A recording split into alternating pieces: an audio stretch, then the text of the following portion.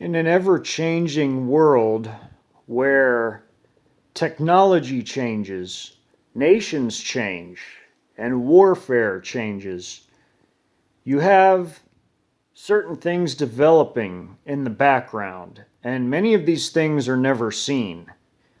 You have to remember the people that run the world are sorcerers, they're illusionists. They make you see what they want you to see and not actually what's really happening behind closed doors or behind the scenes. They are very busy getting their final preparations set to remove Mystery Babylon USA from the world stage.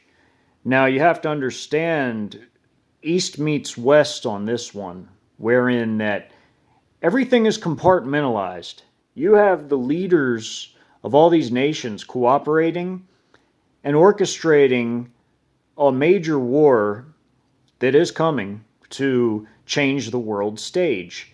Because the objective has always been a one world regime where there will be 10 kings who swear an oath of loyalty, fealty to the main regent who will be the Antichrist or the man of sin, the beast.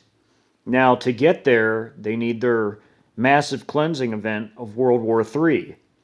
And the winners who will emerge from that will be the 10 kings, including the kings of the East, i.e., China, perhaps their ally North Korea, some other East Asian nations, and you could probably throw Iran in there too, and Pakistan, because they are the East, as it pertains to Israel.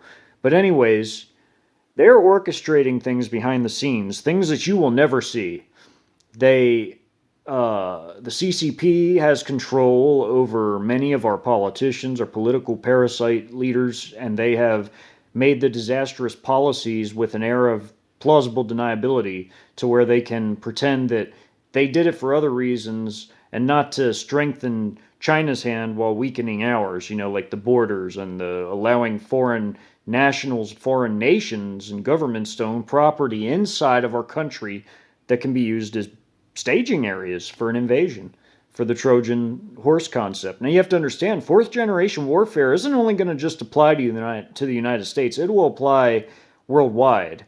A nation as large as China, they have vast paramilitary, and even their regular military, the PLA, is of massive size. You have a grand total of some 4 million regular military troops in China. And then you have their massive paramilitary force of 20 million, almost 21 million, but I'll just say 20 million. Because there's the PAP, which is, if you saw that China Strategic Studies article picture I posted as one of the visuals, it says PAP, China's other army. Yeah, it's their paramilitary is essentially another army. It's like the Waffen SS of the Nazi era.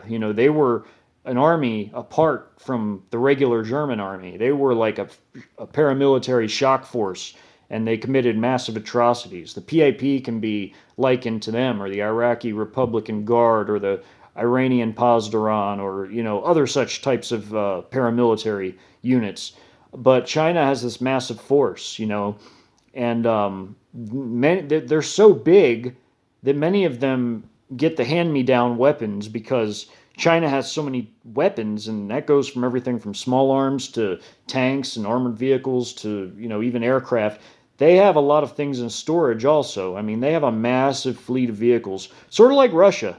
Russia and China are very similar in that regard, but they have stationed Trojan troops in other nations. China has ambitions in Southeast Asia as well as the Pacific Rim nations. They have Trojans inside Taiwan, and that would be a really easy place to put them since Taiwan is essentially Chinese anyway. They're ethnic Chinese. So, I mean, that would be an easy place to put Trojan forces. With their massive paramilitary and large military, they can do that. They've done it here, and they've done it here to the largest extent because we are going to be China's main priority. And also Russia's, because Russia has ambitions to control the vast resources of the Arctic Circle. They would like Alaska back and the northern territories of Canada, because that would be enough to power Russia into the next millennium. That's how many resources are in the Arctic: oil, gold, silver, other precious minerals. China wants to feed their people. We have a huge, humongous, vast food production capacity, and China wants control of that. That's the bottom line. They have colonial ambitions. As you've read in the Wei Fang speech, like I've told you all to do many times, uh, they lay naked their ambitions. They make it known what their whole purpose for the conquest of the United States really is for, and they want to colonize it and send a portion of their huge population over here as well. They want to replace Americans with Chinese, essentially.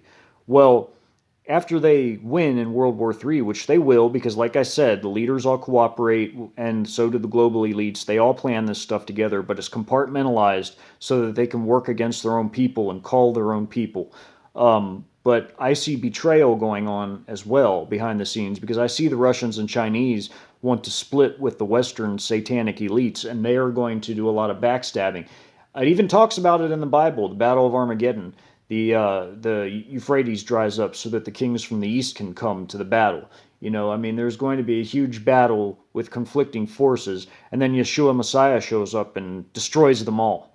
But China and Russia have huge ambitions for the world. They want to remake the world in their own image. They don't want to do it necessarily the way that the Western elites want it. But the Western elites, in sacrificing Mystery Babylon USA, are also forfeiting their power base, because once America's gone, the West has no power.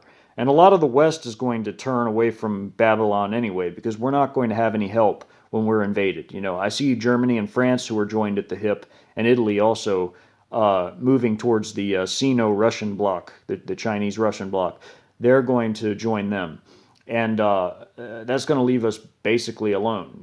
I mean, there's going to be nobody there to save us at the end of the day. It's not going to be like World War II. We have massive Trojan forces inside this country, and many Americans are stuck in that antiquated World War II thinking that they think we're safe because we have two big oceans separating Eurasia from us.